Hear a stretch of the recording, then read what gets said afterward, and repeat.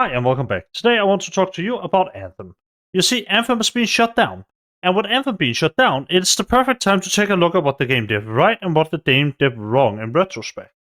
And with some time passed, I think it's fair to say that there were things Anthem actually did fairly well. And today I wanted to delve into that. I also wanted to take a look at why Stop Killing Games haven't saved Anthem, and sort of all of that stuff. So let's just get straight into it. Very quickly before we get into it, I just want to say thank you to Sir Gong for allowing me to play on his account to get this footage, as for some reason I just couldn't play on my own, despite the fact that I can see I owned the game. Now, all that being said, let's get into it. Now, we have to go back in time to understand Anthem fully. The year is 2019.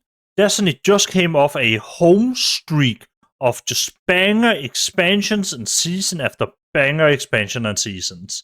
We are talking opulence, we are talking Drifter Sword and Black Armory. Some of the best times to play Destiny was then. Looter shooters were at an all-time high. In the same year, Borderlands 3 came out. The Division 2 came out. Shadowkeep for Destiny 2 also came out. And on top of all of that, Anthem. So looter shooter players were eating pretty good that year. All of that is to say, Anthem came out to a really saturated market. People had a lot of choice in 2019 when it came to looter shooters. And that means when Anthem came out without a lot of in-game content, it of course managed to fail. That being said, did Anthem deserve its death? What did it do well? What did it do wrong? Let's get into it. Now, when we're talking about Anthem, you really have to split the gameplay up into two sections. There is the third-person shooting and the javelin flying and all of that, the action part, and then you have your hub area. The hub area is in first person, it's very slow to walk through, it's clearly something where the developer wanted you to spend some time looking around and exploring and all that. It's also why it's so much more unfortunate that there's nothing to explore for. You see, the hub area is fucking empty. There are a few shop stores and whatnot, but even that is like kind of vague and bad. And the hangar area, the area where you have your javelin, of which there are 4 you can play as, has a few stores and that's it. There should have been so much more here. You could have expanded it a lot and it would have been really cool. I think the idea of having a centered area for exploration when you're like in your hub world is just really fucking dope. I like the idea of that. But unfortunately, when there isn't any reason to be there, people aren't gonna be there, nor is it gonna affect the game at all. That is one side of the gameplay. The other is the actual Anthem gameplay, the gameplay you will be playing through as you play Anthem, the shooting and so on. And when it comes to the shooting, the guns feel completely fine, and the abilities feel outright pretty good most of the time.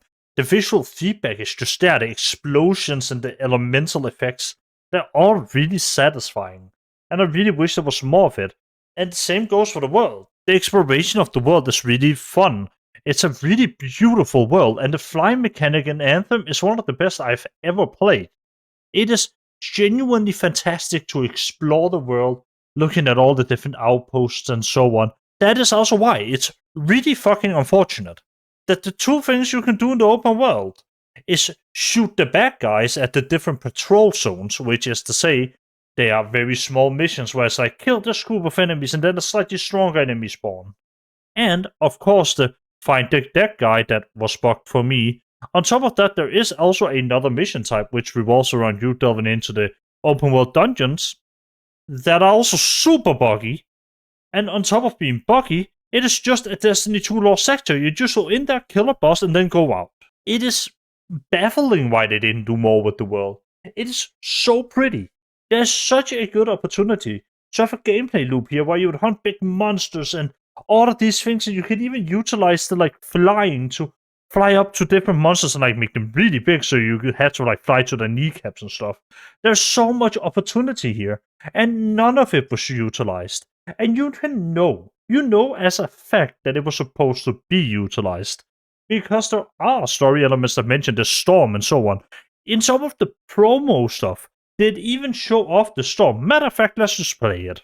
Yeah, none of this is really in the game in that way, and that's a really big shame. It would have been fucking cool to see like that storm effect go in and so on, and really have a matter and an effect on your gameplay. Unfortunately, that just doesn't happen. Now, that being said, the actual gameplay loop that does exist in Anthem is repeating missions. Now, this is not great because Anthem's missions are pretty generic. We are talking the very foundation of go here, kill bad guys type of stuff. It is not fun. The dialogue is honestly outright annoying at times, and the story isn't really worth following. So, oftentimes, replaying the same story missions just wasn't a fun thing to do, especially when you had the sprawling open world that was really fun to fly around and explore with nothing in it. The reality is, Anthem had a really good base here. It had the gunplay nailed down, it had the abilities nailed down. All it needed was just more open world stuff, in my opinion, and then being less buggy.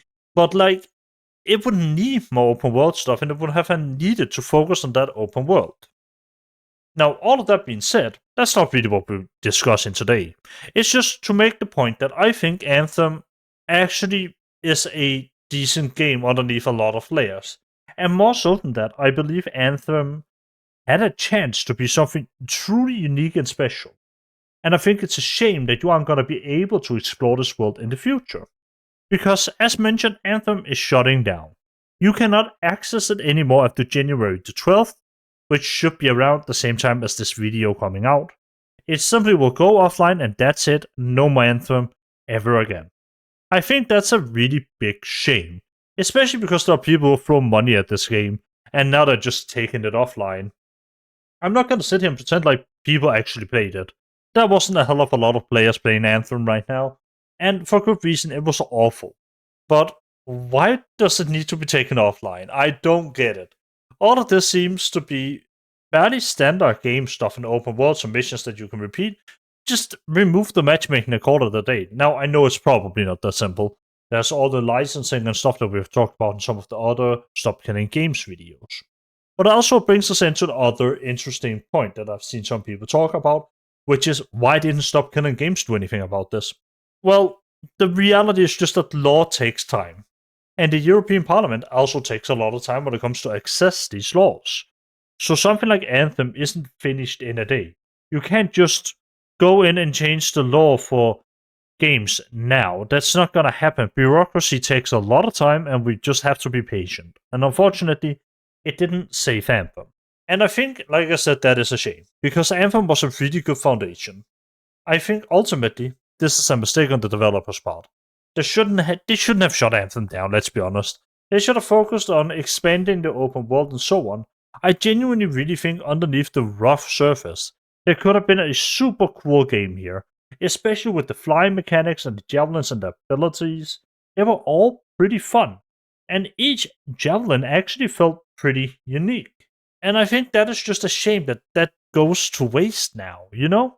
Because the open world is genuinely beautiful and stunning, and the gameplay is not that good, but the gunplay is there, the ability play is there, and I just wanted it to exist, you know? I think it's a shame. I think it really is.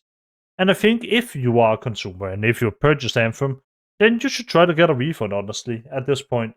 Because shit ain't playable. They should just give you your money back. I mean, come on now. That's $60 down the drain for a game that literally is unplayable. I think that's a really big shame. And with all of that being said, I just really wish Anthem could have existed in the stage that it seemed to have been in and been what the developers seemingly wanted to develop. Unfortunately, Anthem isn't the only game that gets shut down. There are plenty of MMOs that have been shut down. New World is one of them, unfortunately. But games get shut down fairly often now. Life cycles are slowing in as it seems that publishers want to push people to the next thing, and not just push them to the next thing, but at the same time also just not pay the cost of servers. And I think that's a bad business practice, if I'm being completely honest. I get as a company why you wouldn't want to pay for a server to run forever. It's why I believe that people should just be able to host them locally. Now, I cannot sit here and claim to have knowledge enough to host a server locally at all. I've only ever hosted micro servers through Hamachi. Like, I am not a big brain server hoster here. All of that being said, though, I do think it's a shame to see a few of these mechanics die with Anthem. Things like the flying, the particle effects, and the general ability field just didn't deserve to die. The world was overall also really cool, and I really wish we could get to explore it some more. But unfortunately, we can't. Anthem is unfortunately a case of a company expecting way more than what they got. I think they should have ultimately stuck with it. I think Anthem could have been really cool with time, but it just never really panned out. And all of that being said, I mean, of course, SKG couldn't really stop it because SKG needs to pass the bureaucracy in Europe before it can really do anything to prevent games being destroyed. Nor would it have been able to cover something like Anthem, as it is for newer games that have been released after this initiative passes, meaning that no, it wouldn't have covered Anthem in the first place. All of that being said, though, thank you so much for watching. I genuinely really appreciate if you've watched until this point. Thank you a lot. I hope you enjoyed the video. If you want some of the footage from this video, I have linked it for preservation reasons down in the description, uploaded on another channel. And just go and yoink it, or rather, I've uploaded it privately. You can go and download a user for whatever you're working on, if you are working on anything related to Anthem. Or if you just want to see it, then it's down there.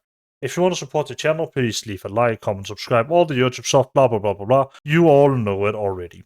For me, this is the first time I'm recording this year. I hope you all have a wonderful day, and you've had a wonderful 2026 so far. I'll see you all later, and I hope you have a wonderful evening. Bye.